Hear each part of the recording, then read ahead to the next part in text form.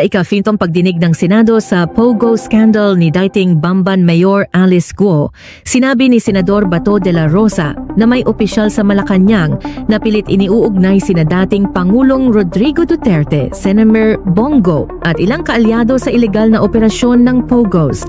Ayon kay De La Rosa, ginagamit si Mary Ann Maslog na nagpakilalang Jessica Francisco para pilitin si Guo na magpirma ng affidavit laban kay Duterte at mga kaalyado. Tumanggi si Maslog na sumagot sa mga tanong ukol dito, lalong nagpapataas ng suspetsa ng mga senador.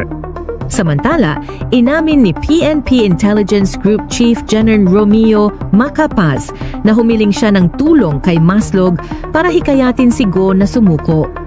Nang tanungin ukol sa mga sangkot sa Pogo operations, pinanggit ni Maslog ang pangalan ni Nicanor Faeldon, dating hepe ng Bureau of Customs. Patuloy ang investigasyon ng Senado sa isyu ng Pogo.